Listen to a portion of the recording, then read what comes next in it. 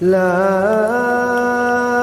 أقسم بيوم القيامة ولا أقسم بالنفس اللوامة أيحسب الإنسان أن لن نجمع عظامه بلى قادرين على أن نسوي بنانه.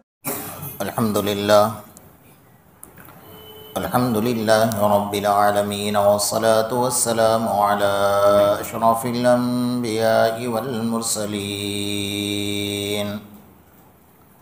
محمد بن عبد الله الأمين وعلى آله وصحبه أجمعين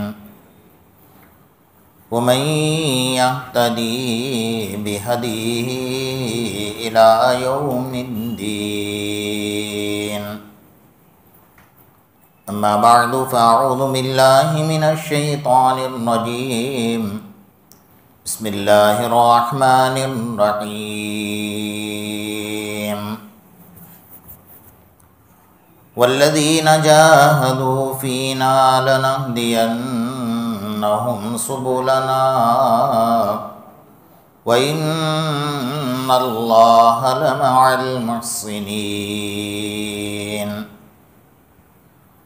وقال تعالى في موضع آخر: ألم تر إلى الذين يزعمون أنهم آمنوا بما أنزل إليك وما أنزل من قبلك يريدون أن يتحاكموا إلى الطاغوت وقد كفروا به ويريد الشيطان أن يضلهم ضلالا بعيدا.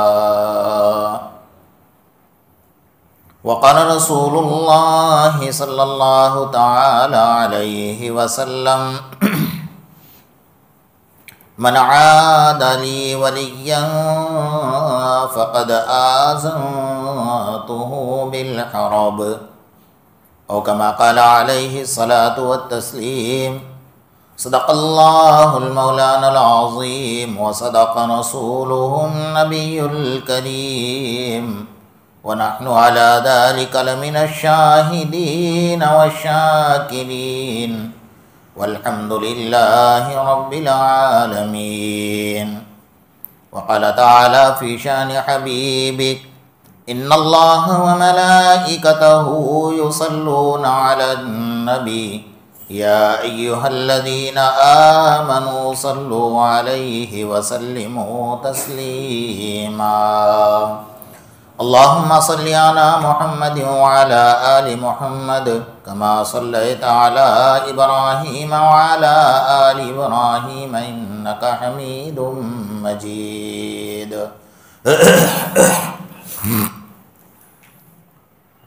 محترم بزرگان دین اور عزیز نوجوانان اسلام، اس وقت میں آپ حضرات کے سامنے قرآن مجید کی دو آیات اور سرور کائنات تاجدار مدینہ آقا نامدار محمد الرسول اللہ صلی اللہ تعالی علیہ وسلم کا ایک ارشاد گرامی تلاوت کرنے کی سعادت حاصل کی ہے۔ آپ لوگ فضائل بہت سنتے ہیں الحمدللہ، نماز کے فضائل، روزے کے فضائل، زکوٰۃ کے فضائل، حج کے فضائل، قربانی کے فضائل، نوافل کے، تہجد کے، اللہ کے راستے میں خرچ کرنے کے، قوم کی خدمت کے۔ بہت اچھی بات ہے، اللہ ہم سب کو عمل کی توفیق عطا فرمائے اور اللہ پاک اس کے اوپر اجر بھی مرتب فرمائے۔ اصل جو بات ہے کہ پوری دنیا کا اگر ہم سروے کرتے ہیں مجموعی طور پر، اہل اسلام، اہل ایمان اور آقا نامدار محمد الرسول اللہ صلی اللہ علیہ وسلم کے غلام، چاہے ان کا تعلق حکومت سے ہو، دولت سے ہو، ثروت سے ہو، غربت سے ہو، جس کے پاس حکومت ہے، سلطنت ہے، بادشاہت ہے، ثروت ہے، سب کچھ ہے، اور جس کے پاس یہ کچھ بھی نہیں ہے، دونوں ایک کٹہرے میں کھڑے ہیں۔ میں جو آگے کی بات آپ کو سمجھانا چاہ رہا ہوں نا، تو یہ بنیاد ہے، فاؤنڈیشن ہے، اساس ہے۔ یہ بات سمجھو گے تو آگے کی بات سمجھ میں آئے گی۔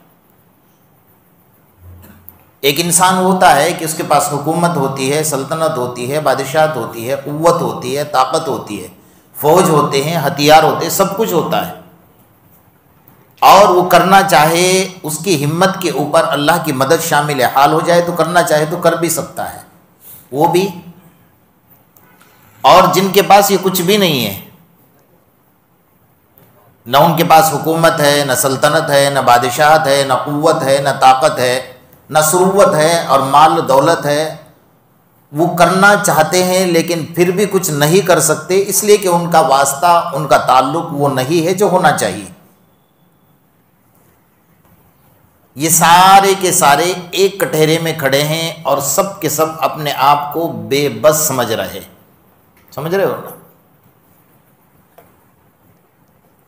اس کی بنیادی وجہ،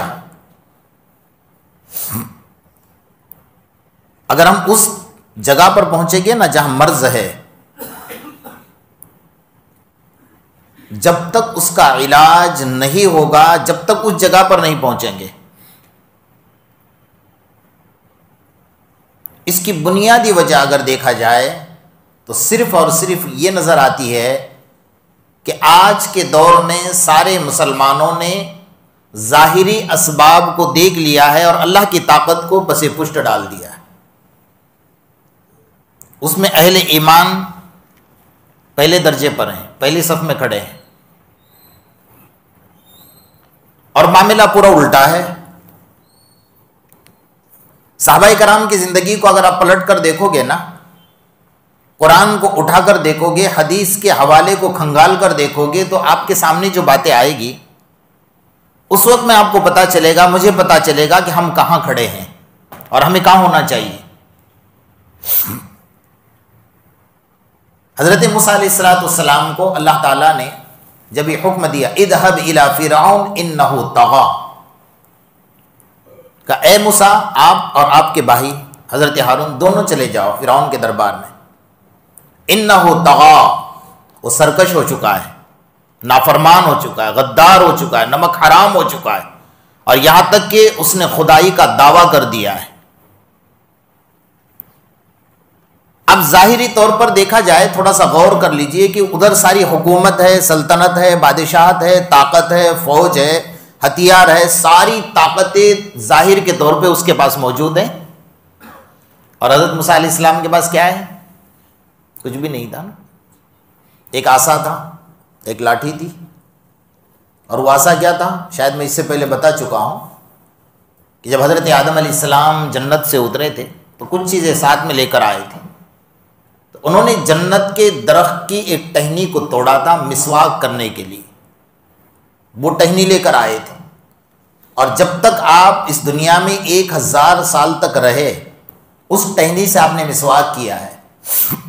ایک تو ہے جنت کی ٹہنی، اور ایک ہے حضرت آدم علیہ السلام کا ہاتھ اس پر لگا ہوا، وہی ہوتے ہوتے سلسلہ در سلسلہ پہنچی تھی حضرت موسیٰ علیہ السلام کے پاس۔ وہی لاٹھی ہے جس کو عصائے موسیٰ کہا جاتا ہے، سمجھ رہے ہیں نا، اس کے اندر تاثیر تھی۔ تو ایک ہاتھ میں اتنا سا عصا تھا، حضرت موسیٰ علیہ السلام کے دل میں تھوڑا سا خوف پیدا ہوا، بشری تقاضا ہے۔ اللہ تعالیٰ نے کہا لا تخافا، اے موسیٰ، اے ہارون، تمہیں ڈرنے کی ضرورت نہیں ہے۔ اللہ نے آگے فرمایا اننی اسمع و ارا، جو کچھ فرعون تم سے بات کرے گا اور تم بات کرو گے، میں دونوں کی بات کو کیا کروں گا؟ سن رہا ہوں، اور دونوں کی بات کو میں کیا کر رہا ہوں؟ دیکھ بھی رہا ہوں۔ اننی اسمع و ارا، میں سن بھی رہا ہوں، میں دیکھ بھی رہا ہوں، آپ کو ذرا بھی ڈرنے کی ضرورت نہیں ہے۔ اب تھوڑا سا غور کیجئے نا، ادھر دیکھو تو ساری طاقت ہے، اور ادھر دیکھو تو کچھ بھی نہیں ہے. لیکن حضرت موسیٰ علیہ السلام نے جب اللہ نے کہا جاؤ بے خوف ہو کر جاؤ، میں دیکھ رہا ہوں، لیکن اللہ نے یہ نہیں بتایا کہ آگے میں کیا کرنے والا ہوں. بتایا تھا، پڑھایا آپ نے کہ قرآن حدیث میں. جیسا آج کے مسلمان دعا کر رہے ہیں کہ بھائی غزہ کے لیے دعا کر رہے ہیں، فلسطین کے لیے دعا کر رہے ہیں، لیکن دعا قبول بولو نا اپنی زبان سے نہیں ہو رہی. نتیجہ کچھ نظر آگے اللہ کیا کرنے والا ہے اللہ بتا نہیں رہا ہے. اس سے نتیجہ نکالو. تھوڑا سا عقل قرآن میں بھی دوڑاؤ. بزنس میں دوڑاتے ہو نا کہ صبح میں ایک ساڑی لی تو کتنے میں بیچوں گا، تو ذرا قرآن میں بھی دوڑاؤ، یہاں بھی دوڑاؤ کہ اللہ آگے کیا کرنا چاہ رہا ہے. اللہ نے بتایا نہیں لیکن کر کے دکھایا ضرور. اللہ کہہ رہا میں امتحان لے رہا ہوں. ایسا نہیں کہ غزہ کے مسلمان کا امتحان لے رہا ہوں، فلسطین کے مسلمانوں کا امتحان لے رہا ہوں. اللہ سارے دنیا کے مسلمانوں کا امتحان لے رہا ہے. کون کیا تماشا کر رہا ہے، کون ننگے ناچ نچوا رہا ہے، کون جوا کھیل رہا ہے، کون کلب کھول رہا ہے، اور کون حرم شریف کی بے تحاشا بے حرمتی کر رہا ہے. اللہ سب دیکھ رہا ہے. اس کے آنکھوں سے کوئی چیز چھپی ہوئی نہیں ہے. کرنا کیا ہے وقت پر اللہ بتا دے گا. ہمیں نا امید ہونے کی ضرورت نہیں ہے. اب حضرت موسیٰ علیہ السلام گئے، مقابلہ کیا، سامنے 70,000 جادوگر یہاں اکیلے کھڑے ہیں. میں ہمارے ایمان کو جھنجھوڑ رہا ہوں، مجھے واقعہ سنانا مطلب نہیں ہے. میں جو بتا رہا ہوں نا، توازن، وزن، ظاہری اسباب اور اللہ کی طاقت کے اوپر باطنی اسباب، ان کے اوپر دونوں میں فرق کیا ہے وہ سمجھ جائیں گے تو ہمارا ایمان خود بخود اجاگر ہو جائے گا. ہو جائے گا نہیں ہوگا. ایمان تو سب کے پاس ہے، اس لیے تو مسجد میں بیٹھے ہیں، لیکن دبا ہوا ہے. کہاں دبا ہوا ہے میں بعد میں بتاؤں گا اگر موقع رہے گا میرے پاس. اس کو کیسے باہر نکالنا ہے وہ بھی بتاؤں گا میں آپ کو انشاءاللہ. وہاں گئے، 70,000 جادوگر کھڑے ہیں یا اکیلے کھڑے ہیں. ان 70,000 میں ایک نابینا بھی ہے، اس کو تو کوئی نظر نہیں آ رہا تھا. نہ فرعون نظر آ رہا تھا، نہ 70,000 نظر آ رہے تھے، نہ حضرت موسیٰ نظر آ رہے تھے. تو ان نابینا نے پوچھا کہ بھئی ہم کس کے مقابلے میں آئے؟ کہا ایک موسیٰ نام کا شخص ہے. کہا ہم کتنے؟ کہا 70,000. کہا وہ کتنے؟ کہا ایک. کہا اکیلے کے سامنے ہم 70,000؟ کہا ہاں. یار ہم اگر ہار جائیں گے تو بچنے کا راستہ بتاؤں. کون کہہ رہا ہے؟ نابینا آنکھوں سے. یہ نابینا ہوتے ہیں نا عقل کے بڑے تیز ہوتے ہیں، کیونکہ ان کے سارے اعضاء کی طاقت کہاں جاتی ہے؟ عقل میں جاتی ہے. ان کی عقل بڑی تیز ہوتی ہے، اس لیے دنیا میں کچھ نہیں دیکھا. ان کے لیے آقا انعامدار محمد رسول اللہ صلی اللہ علیہ وسلم نے بشارت دی ہے. وہ ترستا ہے نا تھوڑی تھوڑی دیر کے لیے. اللہ تھوڑی دیر کے لیے آنکھ دے دے، میں دیکھنا چاہتا ہوں سورج کیسا ہوتا ہے، چاند کیسا ہوتا ہے، آسمان کیسا ہوتا ہے، انسان کیسا ہوتا ہے، پہاڑ کیسے ہوتے ہیں، سمندر کیسے ہوتے ہیں، دنیا میں چلنے والی ساری گاڑیاں کیسے، پانی کیسا ہوتا ہے. میں دیکھنا چاہتا ہوں لیکن نظر نہیں آتا ہے. وہ تڑپ رہا ہے نا. اللہ آقا انعامدار محمد رسول اللہ صلی اللہ علیہ وسلم فرماتے ہیں یہ تڑپنا، یہ سسکنا، یہ بلکنا، یہ صبر کرنا اس کو اتنا کام آئے گا نا کہ قیامت کے میدان میں جیسے قبر سے اٹھے گا سب سے پہلے آنکھ کھلے گی تو اس صبر کا بدلہ اللہ یہ دے گا کہ سب سے پہلے اللہ اپنا دیدار اسے کرائے گا. سمجھ رہے ہیں؟ اس کا بدلہ یہ. تو نابینا نے کہا کہ میری ایک بات مان لو. کہا کیا؟ ہم ان کا ادب کرے. تو جنگل سے اٹھ کر آنے والی قوم تھی، اس کو ادب کا جملہ ہی پہلی بار سنا تھا. جیسا ہم کو بھی پتہ نہیں ہے نا ادب کیا چیز ہے پتہ؟ 60 سال 70 سال کا بوڑھا ہوا ہے، اس کو ادب مسجد میں کیا ہے وہ پتہ نہیں، کیسے داخل ہونا ہے، کیسے بیٹھنا ہے، کیسے بات کرنی ہے، مسجد سے باہر کیسے نکلنا ہے، سارے آداب زندگی سکھائے، کچھ پتہ نہیں ہے. وہ تو جنگل سے اٹھ کر آئی ہوئی قوم تھی. تو اس نے کہا کہ ہم ادب کریں. کہا کہ ادب کریں گے. کہا اتنا ہی ادب کرنا ہے کہ موسیٰ علیہ السلام جب آئیں گے تو بھائی آپ اپنا ہنر پہلے بتاؤ گے یا ہم اپنا ہنر پہلے بتائیں، بس اتنا پوچھنا ہے. کہا کوئی بڑی بات نہیں، کر لیں گے. جب موسیٰ علیہ السلام دربار میں آئے اور میدان میں آ کر کھڑے ہو گئے تو آپ کے ہاتھ میں لاٹھی تھی. انہوں نے پوچھا کہ موسیٰ آپ اپنا ہنر پہلے بتاؤ گے ہم بتائیں؟ حضرت موسیٰ علیہ السلام نے کہا آپ بتا دو. ہو گیا ادب. اللہ کو وہ ادا اتنی پسند آ گئی نا.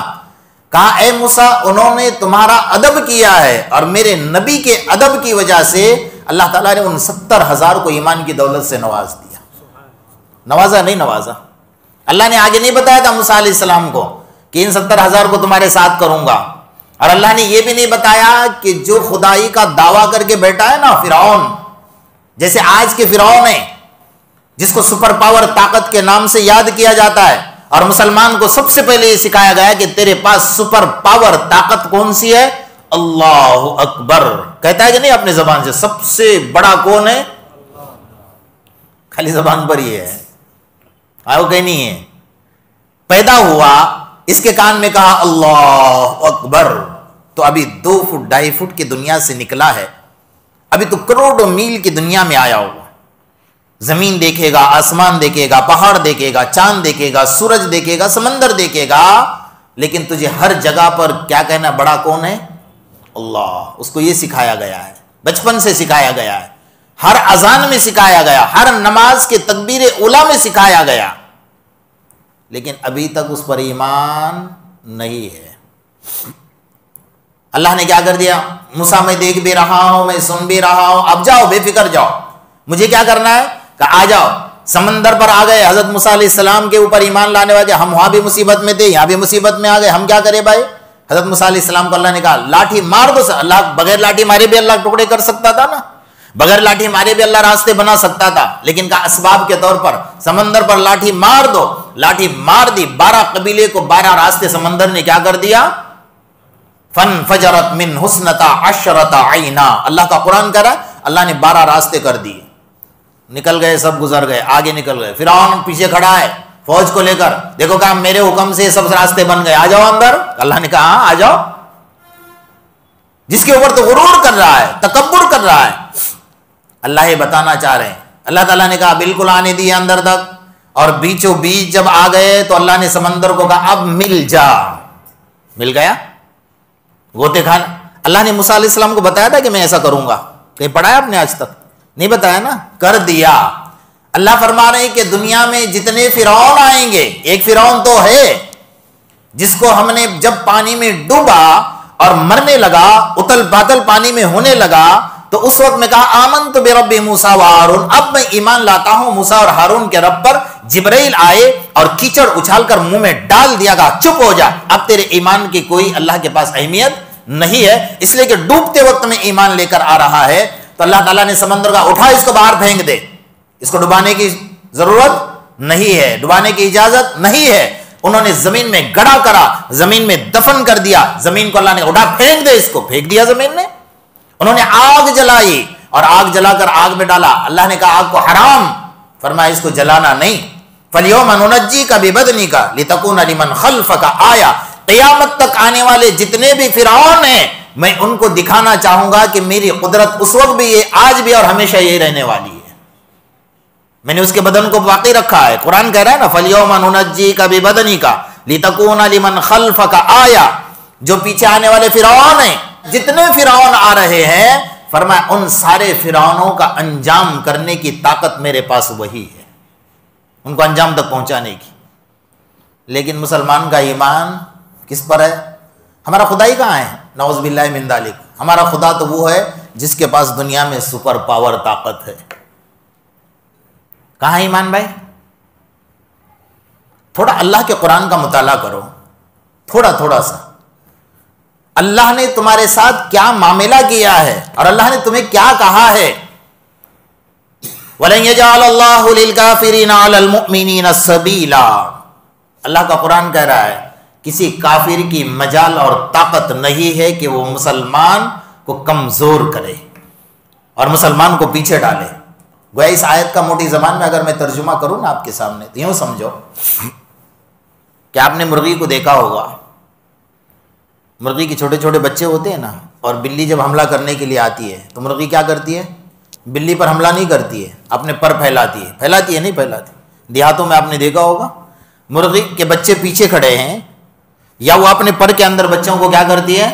چھپا لیتی ہے اور اپنی گردن کو اونچی کرتی ہے، یا پر اونچے کر کے بلی کے سامنے کھڑی ہوتی ہے. اس کے کہنے کا مطلب یہ ہوتا ہے کہ میں تیرا مقابلہ نہیں کر سکتی ہوں، تو طاقتور ہے، میں کمزور ہوں، لیکن میرے بچے پیچھے ہیں، میرے بچوں تک پہنچنے سے پہلے تجھے میرا مقابلہ کرنا ہوگا، میری جان لینی پڑے گی، میری لاش سے گزر کر تو میرے بچوں تک پہنچے گی. اللہ قرآن میں یہی کہہ رہا ہے وَلَن يَجْعَلَ اللَّهُ لِلْكَافِرِينَ عَلَى الْمُؤْمِنِينَ سَبِيلًا. جتنے دنیا میں مرد مومن ہیں اور جتنے مسلمان ہیں، اے کافروں، اے ظالموں، اے دنیا کے اندر سپر پاور طاقت کے دعوے کرنے والوں، کان کھول کر سن لو. اللہ یہ کہہ رہا ہے کہ تمہیں ان تک پہنچنے سے پہلے میرا مقابلہ کرنا ہوگا. اللہ کا مقابلہ کوئی کر سکتا ہے؟ زمین اس کے اشارے پر پھٹ جائے، آسمان اس کے اشارے پر اپنی آنکھیں لال کر لے، ہوائیں پاگل ہو جائے اور سمندر طوفان اور سیلاب کی شکل اختیار کر لے اللہ کے ایک حکم کے اوپر۔ ہے کوئی دنیا کی طاقت؟ جو دنیا میں بزنس میں سب سے آگے بتانے والا اپنے آپ کو سپر پاور یعنی اسلامی ملک ہے، جس کو ہم دبئی کے نام سے یاد کرتے ہیں، اللہ نے کیا کر دیا؟ صرف 35 منٹ کا ہوا کا جھونکا دکھا دیا۔ تو کیا کہنا پڑا؟ میرے آقا نے، قربان جاؤ میرے آقا محمد الرسول اللہ صلی اللہ علیہ، میرے آقا نے کیا اشارے فرمائے تھے، کیا وضاحت فرمائی تھی، ایک ایک بات پر آپ قربان جاؤ۔ میرے آقا نے اس وقت فرمایا تھا ویل للعرب، سب سے پہلے عرب ہلاک ہوگا، تباہ ہو جائے گا، برباد ہو جائے گا۔ دولت دنیا کی بہت کچھ ہے لیکن اندر سے کھوکھلے ہو جائیں گے اور شرک میں مبتلا ہو جائیں گے۔ ہو گئے نہیں شرک میں مبتلا؟ ہو گئے کہ نہیں وہ شرک میں مبتلا؟ اور اللہ نے ایک بتا دیا، تھوڑے سے ہوا کا جھونکا دیا تو کہنے پر مجبور ہو گئے کہ ہم اتنے نقصان میں آ گئے کہ ہم 3 برج خلیفہ اور بنا سکتے تھے، اللہ نے 35 منٹ میں سارا نشہ اتار کر رکھ دیا۔ کہا تمہیں فلسطین کا روتا ہوا بچہ نظر نہیں آ رہا ہے؟ تمہیں فلسطین میں غزہ میں خون بہاتے ہوئے بچے نظر نہیں آ رہے؟ تمہیں سسک سسک کر اور بلک بلک کر بھوک کا پیاس کی شدت میں تڑپ تڑپ کر جو بچے اپنے روح کو اللہ کے حوالے کر رہے ہیں تمہیں وہ نظر نہیں آ رہا ہے، اور تمہیں شرک میں اور عیاشی میں پڑے ہوئے ہو۔ اللہ دیکھ رہا ہے، وہ کسی کو نہیں چھوڑتا ہے۔ اگر میں نے غلط کیا، آپ نے غلط کیا ہے، اللہ سب کو دیکھ رہا ہے۔ اتنا ضرور ہے کہ مسلمان کو انجام پر نظر رکھنی ہے۔ اللہ کرتا کیا ہے آگے؟ اللہ تعالیٰ نے کیا کر دیا؟ جیسا فرعون کا انجام کر دیا، لِكُلِّ فِرْعَوْنَ مُوسَىٰ، ہر فرعون کے لیے اللہ نے ایک موسیٰ کو پیدا کیا ہے، کیا نہیں کیا ہے؟ ہر دور میں جب بھی فرعون ہوگا اس کے سامنے ایک موسیٰ ضرور کھڑا ہوگا، اور وہ ایسا کھڑا ہوگا کہ اس کے پیچھے اللہ کی طاقت۔ ہمیں کیا گھبرانے کی ضرورت ہے؟ ہمارے آقا محمد الرسول اللہ صلی اللہ علیہ، اس بات کو بہت دھیان سے سن لیجئے، شاید آپ کو یہ باتیں کوئی نہیں بتائے گا، کیونکہ ہمارے اندر کیا ہے، اب مجھے نہیں کہنا چاہیے ممبر کے پاس بیٹھ کر کہ اہل علم حضرات بھی بزدل ہو چکے ہیں۔ اہل ایمان تو بزدل ہے ہی پہلے سے، لیکن جن کے پاس قرآن کی طاقت ہے، جن کے پاس حدیث کی طاقت ہے، جن کے پاس ایمان کی طاقت ہے، جن کے پاس مصلح کی طاقت ہے، وہ بھی بزدل ہو چکے ہیں۔ انہیں بھی کچھ کہنا نہیں، ڈر لگ رہا ہے۔ اللہ ہمارے ایمان کی حفاظت فرمائے۔ ہمارے آقا محمد الرسول اللہ، بولو نا زور میں، صلی اللہ علیہ وسلم نے ارشاد فرمایا، اے میرے امت کے لوگوں، تمہیں گھبرانے کی ضرورت، بولو نا، نہیں ہے، اس لیے کہ تمہیں اللہ نے 3 مضبوط قلعوں میں محفوظ کیا ہے۔ کتنے قلعوں میں؟ 3 مضبوط قلعوں میں محفوظ کیا ہے۔ سب سے پہلا قلعہ میں یعنی محمد الرسول اللہ صلی اللہ علیہ وسلم، دوسرا قلعہ حضرت امام مہدی، اور تیسرا قلعہ حضرت عیسیٰ علیہ السلام۔ اے میرے امت کے لوگوں، تمہیں گھبرانے کی ضرورت نہیں ہے، تمہیں اللہ نے 3 مضبوط قلعوں کے اندر محفوظ کیا ہوا ہے۔ اور اللہ تعالیٰ جو قرآن میں فرما رہے ہیں وَكَانَ حَقًّا عَلَيْنَا نَصْرُ الْمُؤْمِنِينَ، اے ایمان والو، میں نے اپنے اوپر لازم کر لیا ہے، میں نے اپنے اوپر لازم کر لیا ہے کہ میں مسلمانوں کی مدد کر کے رہوں گا۔ جب اللہ نے وعدہ کیا تو اللہ وعدہ خلافی کرے گا؟ یہ مثال یوں سمجھو کہ کوئی شخص آپ کے بیٹے کا قتل کرنے کے لیے آ رہا ہے اور باپ دروازے پر کھڑا ہے۔ باپ نے پوچھا بھی کیا بات ہے؟ تو جو قتل کے ارادے سے آ رہا ہے نا، اس نے کہا کہ آپ کے بیٹے کا قتل کرنا ہے۔ کہ میں دروازے پر کھڑا ہوں، میرے بیٹے تک پہنچنے سے پہلے میری لاش سے تمہیں گزر کر جانا ہوگا، تب تک تم نہیں پہنچ سکتے۔ اللہ قرآن میں کیا کہہ رہا ہے؟ وَكَانَ حَقًّا عَلَيْنَا نَصْرُ الْمُؤْمِنِينَ، اے ایمان والو، میں نے وعدہ کیا ہے تمہاری مدد کا، میں مدد کر کے رہوں گا۔ ظالم کو میں ڈھیل ضرور دیتا ہوں لیکن اس کو انجام تک پہنچنے نہیں دیتا ہوں۔ جیسے فرعون کو میں نے ڈھیل دی لیکن انجام تک پہنچنے نہیں دیا، انجام تک اس کو پہنچاتا ہوں۔ جیسا آج کے ظالموں کو دندنانے کے، تنتنانے کے اور ظلم اور تشدد کرنے کے تھوڑی سی اللہ نے ڈھیل دی۔ اس لیے علامہ علی میاں ندوی رحمۃ اللہ نے ایک جملہ بہت اچھا لکھا ہے، اس کو اپنے گھر میں لکھ کر لگا لیجیے اور ڈائری میں لکھ کر روزانہ صبح میں اٹھ کر دیکھ لیجیے اس جملے کو۔ اللہ والے کی دور اندیشی ہوتی ہے نا. انہوں نے بہت اچھی بات لکھی ہے. فرمایا کفر ابھرتا ہے, ظلم ابھرتا ہے اور مٹ جاتا ہے. کیا ابھرتا ہے؟ بولو اپنی زبان سے, تو یاد رہے گا آپ کو, گھر جا کر لکھو, میں بیان نہیں کر رہا ہوں, ایک سبق ہے, دوہرا رہا ہوں. ظلم کیا ہوتا ہے؟ ابھرتا ہے, اور کیا ہوتا ہے؟ مٹ جاتا ہے. اسلام دبتا ہے, مٹتا نہیں ہے. اسلام میں اللہ نے وہ طاقت رکھی ہوئی ہے, اور مسلمان اہل ایمان میں بھی اللہ نے وہ طاقت رکھی ہے, وہ دبتا ہے مٹتا نہیں ہے, اس کے اندر یہ طاقت ہے اس کے اندر. تو بہرحال یرید اللہ, فرمایا یریدون ان یطفئوا, وہ مٹانا چاہتے ہیں, لیکن اللہ تعالیٰ اپنے نور کو مٹنے دے گا نہیں. اللہ نے کہا ہے, جیسا باپ دروازے پر کھڑا ہے اور کہا کہ میرے بیٹے کو قتل کرنا ہے, کہا میری لاش سے تجھے گزر کر جانا ہوگا. اللہ کہہ رہا ہے اے کافرو, اے ظالمو, اے جابرو, اے دنیا کی سپر پاور طاقت کے دعوے کرنے والوں, فرمایا میں دیوار بن کر کھڑا ہوں مرد مومن کے سامنے, تمہیں پہلے میرا مقابلہ کرنا ہوگا, پھر میرے ماننے والے بندے تک پہنچنا پڑے گا. اللہ کا مقابلہ کوئی کر سکتا ہے؟ تمہارا ایمان کہاں ہے بھائی؟ بھائی اس کے پاس طاقت ہے, اس کے پاس حکومت ہے, اس کے پاس فوج ہے, اس کے پاس ہتھیار ہے, اس کے پاس سپر پاور طاقت ہے. اس کو پتہ نہیں کہ میرے پاس جو ایمان کی طاقت ہے نا, وہ سب کو سپر پاور کو صفر پاور بنا سکتی ہے. بنا سکتی ہے؟ نہیں بنا سکتی. ایمان کی طاقت اللہ نے وہ رکھی ہے کہ سپر پاور کو بھی کیا بنا سکتی ہے؟ صفر پاور بنا سکتی ہے. لیکن اس کے پاس ہونا تو ہے کچھ اندر, لیکن استعمال کرنے کا طریقہ یاد نہیں اس کو کہ ہم کیسے استعمال کریں گے. آقا نامدار محمد رسول اللہ صلی اللہ علیہ وسلم جب ہجرت کے ارادے سے نکل رہے تھے نا, مکہ میں کوہرام مچ گیا تھا. کفار قریش چاروں طرف سے میٹنگیں جمائی اور کہا کہ جائیں گے تو اکیلے نہیں جائیں گے, ہمیں پتا ہے کہ ابو بکر ضرور ساتھ میں جائے گا. تو کہا 200 اونٹ ابو بکر کے سر پر, 200 اونٹ محمد رسول اللہ صلی اللہ علیہ وسلم کے سر پر, نعوذ باللہ من ذلک. اور اس وقت میں 200 اونٹ بہت بڑی دولت تھی اس زمانے میں.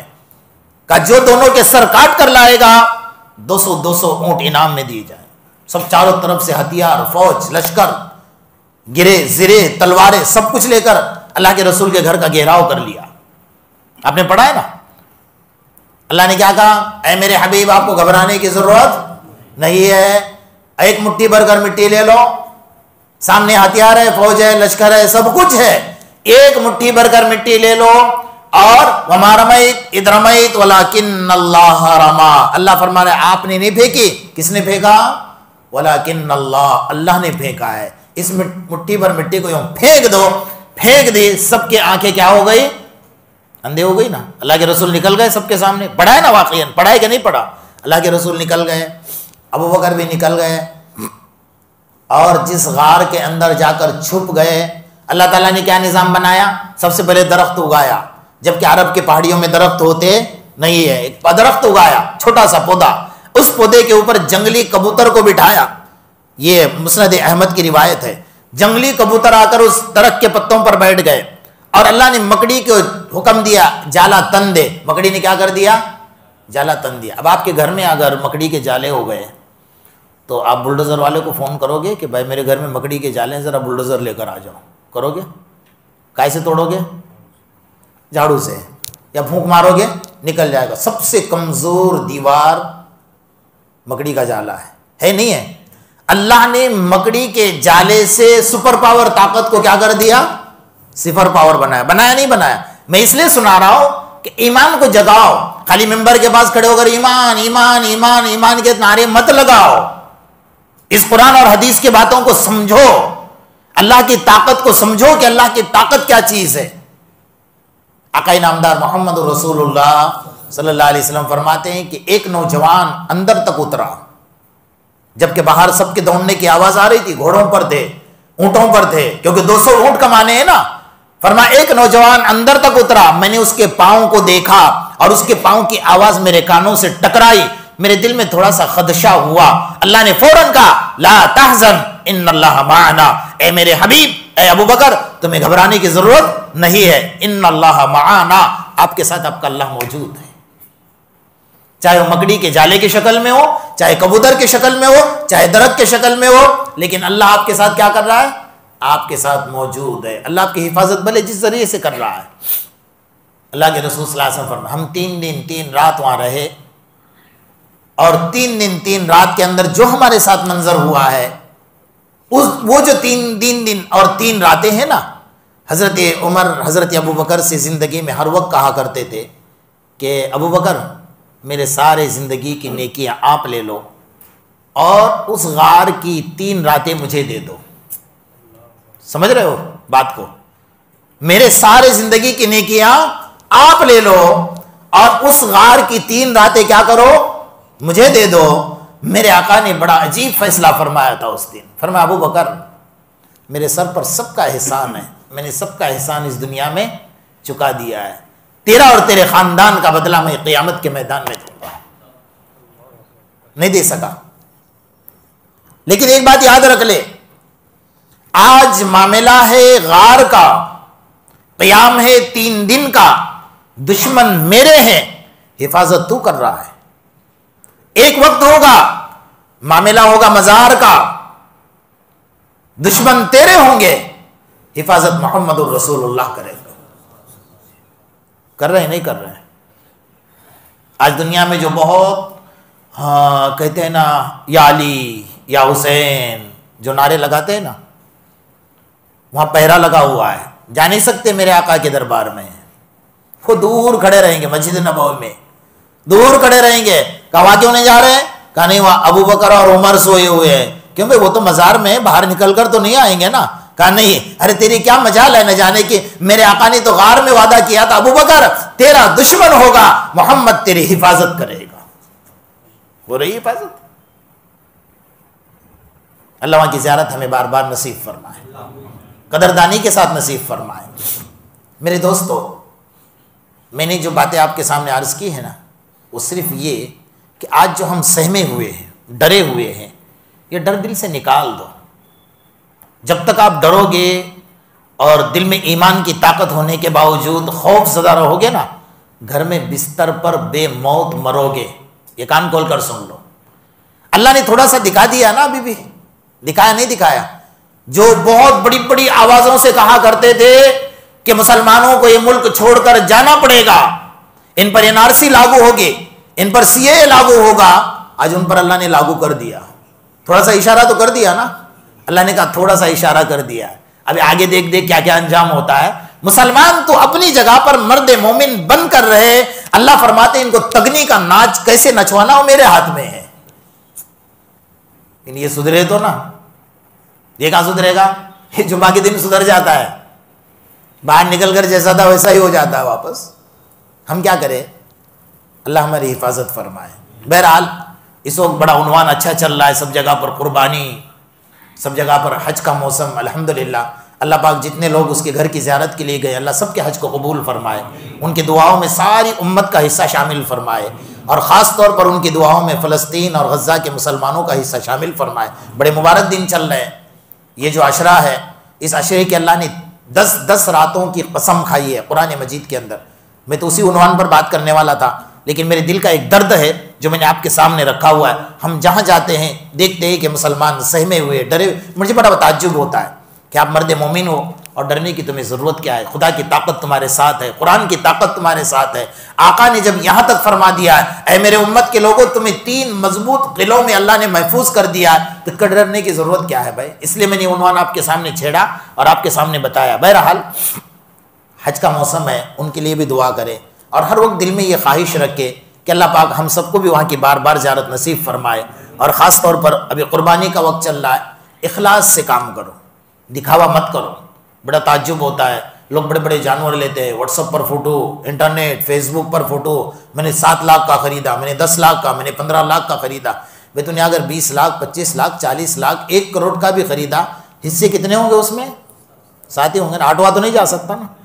اگر اس نے کہا کہ میرے گھر میں 10 لوگ ہیں اور میں نے 10 لاکھ کا جانور خریدا ہے، تو ایک آدمی بھی بڑھے گا نا 7 کی جگہ پر 8واں، تو سب کی قربانی باطل ہو جائے گی۔ ہاں یہ ہو سکتا ہے کہ ایک جانور میں ایک خود کا پورا حصہ ڈال دے، 7 کی جگہ پر ایک ہی آدمی اپنی قربانی کر لے، وہ بات اور ہے، وہ مسئلہ ہے، کر سکتا ہے۔ بہرحال اخلاص سے کام کرو، ریاکاری دکھلاوا مت کرو، دنیا کو دکھانے سے کچھ نہیں ہوگا ہے۔ میں ایک چھوٹا سا واقعہ سنا کر اپنی بات کو ختم کر دیتا ہوں. چند نوجوان حج میں جا رہے تھے تو انہوں نے سوچا کہ یار ہم سب نوجوان ہیں, ایک آدھے بوڑھے کو بھی ساتھ لے لیتے ہیں تو سفر بھی آسان ہو جائے گا, تھوڑی مستی مذاق بھی ہو جائے گی اور سفر کر لیں گے. تو بوڑھا بھی ایسا ملا بیچارہ کھاٹکی قریشی, اس کو کوئی ڈگری حاصل کرنے کی ضرورت ہے قریشی بننے کے لیے؟ خالی جانور کیسے ذبح کرنا ہے, گوشت کیسے کاٹنا ہے اور کیسے بیچنا ہے, اتنا ہی پتہ ہے نا. وہ ملا ساتھ میں تو اس کو لے لیا. اب سارے راستے سفر میں مستی مذاق کرتے رہے اور آخر میں کہا کہ چلو یار حج بھی ہو گیا, سب کچھ ہو گیا, اس بوڑھے سے ایک مستی اور کر لیتے ہیں آخری, اس کے بعد پھر کوئی مستی نہیں کرنا ہے. کہا کیا کہ ہم جو طواف وداع کرتے ہیں مکہ المکرمہ چھوڑنے سے پہلے, تو طواف زیارت ہم سب کر کے آتے ہیں اور ہر ایک اپنے ہاتھ سے پرچی لکھے گا. اس واقعے کو دھیان سے سن لیجیے. ہر ایک اپنے ہاتھ سے پرچی لکھے گا. اس بوڑھے کو پڑھتے تو آتا نہیں ہے, اور پرچی لکھ کر اپنے جیب میں رکھے گا کہ میں نے تیرے حج کو قبول کر لیا, میں نے تیرے حج کو قبول کر لیا. 10 نوجوانوں نے اپنے جیب میں پرچی لکھی اور کمرے میں چلے گئے. بوڑھے میاں کہا جاؤ آخری طواف کر کے آ جاؤ, مکہ چھوڑ کر نکلنا ہے. وہ بیچارہ گیا, طواف کر کے آ گیا. جیسے کمرے میں آیا کہا لاؤ پرچی لاؤ. کہا کاہے کی پرچی؟ کہا کہ اللہ جس کا حج قبول کرتا ہے نا اس کو آسمان سے پرچی آتی ہے اور اس کے جیب میں چلی جاتی ہے. یہ طواف کرتا ہے نا آخری اس وقت, آپ کی پرچی کہاں ہے؟ ذرا کر لے کہ ایسا ہے. کہا اللہ نے مجھے پرچی نہیں دی. اب تھا بوڑھا بیچارہ, میں نے میرا پیسہ لگا کر نہیں آیا اس لیے اللہ نے میرا حج قبول نہیں کیا. میں جاتا ہوں اللہ سے لڑتا ہوں. پھر گیا, واپس گیا اور کعبۃ اللہ میں طواف کر رہا ہے. اتنا چیخ کر رو رہا ہے, ہر چکر پر آسمان کی طرف دیکھ رہا ہے. پرچی آئی نہیں آئی. ایک چکر 2 چکر, پورے حرم کے اندر ایک سناٹا چھا گیا سارے لوگوں میں کہ یہ بوڑھا کتنا رو رہا ہے, اور آسمان کی طرف ایسا لگتا ہے کہ اپنی روح کو اللہ کے حوالے کر دے گا. کعبۃ اللہ کا گلاف پکڑ لیا, 5ویں چکر تک پرچی نہیں آئی. کعبۃ اللہ کا گلاف پکڑ لیا کہ اللہ مجھے موت دے دے تو لیکن میرا حج قبول کرے بغیر مجھے محروم تیرے گھر سے مت لوٹا. بس وہ رو رہا ہے, اللہ میرے پاس پیسہ نہیں تھا, میں غریب تھا, اس لیے تو میرے حج کو قبول نہیں کر رہا, اس لیے تو مجھے سرٹیفکیٹ نہیں دے رہا حج کا. بس وہ رو رہا تھا. جب 7ویں چکر کاٹ رہا تھا نا تو سارے مجمع کے اوپر سناٹا تھا. انہوں نے دیکھا کہ آسمان سے ہواؤں میں ایک پرچی اڑتی ہوئی آ رہی ہے. اس پرچی کو سیدھا آ کر اس کے جیب میں, کبھی کبھی مذاق بھی صحیح بن جاتی ہے, کبھی کسی کا اخلاص بھی صحیح بن جاتا ہے. جب وہ پرچی جیب میں آئی تو نکال کر دیکھا, پڑھنے تو آتا نہیں تھا. بازو میں کچھ لوگ کھڑے تھے, بھائی اس پرچی پر کیا لکھا ہے؟ اس پرچی کی خاصیت یہ تھی کہ یوں پڑھو تو بھی پڑھا جاتا تھا, یوں پڑھو تو بھی جس طرف سے پلٹاؤ سیدھا پڑھا جاتا تھا, اور سونے کے حروف سے لکھا تھا. کس حروف سے؟ سونے کے حروف سے. 2 لکیر لکھی تھی, بسم اللہ الرحمن الرحیم. نیچے 2 لکیر, ایک لکیر لکھا تھا یا عبدی قد تقبلت حجک, اے میرے بندے میں نے تیرے حج کو قبول کر لیا. اللہ.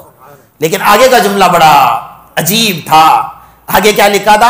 وَبِكَ تَقَبَّلْتُ حَجَّ جَمِيعَ الْحُجَّاجِ, اے میرے بندے تیرے رونے کو دیکھ کر, تیرے عاجزی کو دیکھ کر, تیرے اخلاص کو دیکھ کر اس سال جتنے لوگ حج میں آئے میں نے سب کے حج کو قبول کر لیا. ایک بندہ اخلاص والا, اللہ نے سب کے حج کو کیا کر لیا؟ قبول کر لیا. ریاکاری مت کرو, دکھلاوا مت کرو. جتنا دکھلاؤ گے دنیا میں مر جاؤ گے اور الٹے منہ مرو گے. اس لیے اخلاص کے ساتھ کام کرو. جو بھی کرنا ہے بھائی 2 رکعت نماز پڑھو, اخلاص کے ساتھ پڑھو. قربانی کرو مسئلے کے اعتبار سے اخلاص کے ساتھ کرو. جو بھی عبادت کرنا ہے اخلاص کے ساتھ کرو. آپ کے بازو میں, مسجد کے بازو میں مسجد کے آمدنی کا ذریعہ بھی بن رہا ہے, اور کچھ لوگ نماز کے لیے جیسا جمعہ میں باہر پڑھتے ہیں, بارش میں تکلیف, گرمی میں تکلیف, رمضان میں تکلیف, تو اس کے لیے جمعہ کی نماز کا اہتمام بھی ہو رہا ہے. خرچہ زیادہ ہے تو آپ لوگ زیادہ سے زیادہ تعاون کریں. اور دے تو یہ مت کرے کہ میں مسجد کو دے رہا ہوں, دل میں نیت کرو کہ میں کس کو دے رہا ہوں. بولو نا, کتنے دھیمی آواز نکل رہی ہے. کس کو دے رہا ہوں؟ بولو نا زور میں. اللہ کو دے رہا ہوں. تو اللہ کو دوں گا تو اللہ کیا کرے گا مجھے؟ میں 1 روپیہ دوں گا تو اللہ 10 روپے دے گا, اور دے گا, ضرور دے گا, میرے ایمان کے اوپر دے گا. میرے استاذ رحمۃ اللہ علیہ ایک بہت عجیب بات سنایا کرتے تھے کہ ایک بوڑھی عورت مسجد کے بازو میں بیٹھتی تھی, اور پہلے زمانے میں لوگ چونا لگا کر پان کھایا کرتے تھے نا, تو چونے کی ڈبی لے کر وہیں پان کھایا کرتے, بھیک مانگنے لوگ اس کو کھانا دیتے, روپیہ چارہ نہیں دیتے, وہی گزارا کرتے. مر گئی تو مسجد کے امام نے دیکھا کہ وہ جنت میں ٹہل رہی ہے, کیونکہ ساری زندگی مسجد کے باہر، اس کو کبھی نماز پڑھتے نہیں دیکھا تھا، ساری مسجد کے باہر بیٹھ کر ساری زندگی گزاری اس نے۔ اللہ اس امام صاحب نے پوچھا کہ تو جنت میں ٹہل رہی ہے؟ کہا ہاں۔ کہا کون سی نیکی تیرے پاس تھی؟ کہا کچھ بھی نہیں تھا، جب میں مری تو اللہ کے سامنے مجھے حاضر کیا گیا، تو میرے مرنے سے ایک رات پہلے میرے ساتھ ایک بات پیش آئی کہ کوئی گاڑی لے کر جا رہا تھا نا، تو مسجد کی دیوار سے اس کی گاڑی ٹکرا گئی تھی، تو وہاں تھوڑا سا خراش آئی تھی دیوار میں، تو میں نے اپنے ڈبی کا چونا نکال کر کیا کر دیا، وہاں لگا دیا کہ مسجد کے دیوار میں عیب نظر نہ آنے پائے۔ اللہ نے کہا تو میرے گھر میں عیب نہیں دیکھ سکتی، میں تیرا عیب نہیں دیکھ سکتا، اسی پر میں نے تیرے مغفرت کا فیصلہ فرما دیا۔ اللہ کو کون سی ادا کب پسند آ جائے ہم بول نہیں سکتے، اس لیے اللہ کے گھر میں دو تو اخلاص کے ساتھ دو، اور یہ سوچ کر دو کہ میں نہیں دے رہا ہوں، اللہ نے مجھے دینے کے قابل بنایا تو میں اللہ کے راستے میں دے رہا ہوں، اللہ مجھے ضرور عطا فرمائے۔ اللہ پاک ہم سب کو عمل کی توفیق عطا فرمائے، میرے لیے بھی دعا کرے، ساری امت کے لیے دعا کرے، اور خاص طور پر غزہ اور فلسطین کے مسلمانوں کو مت بھولو، بڑے مبارک ایام چل رہے ہیں، ان ایام میں ان کو ہرگز مت بھولو، ان کا پورا پورا حق ہے ہمارے اوپر۔ اللہ پاک ہم سب کو عمل کی توفیق عطا فرمائے۔ وآخر دعوانا الحمدللہ۔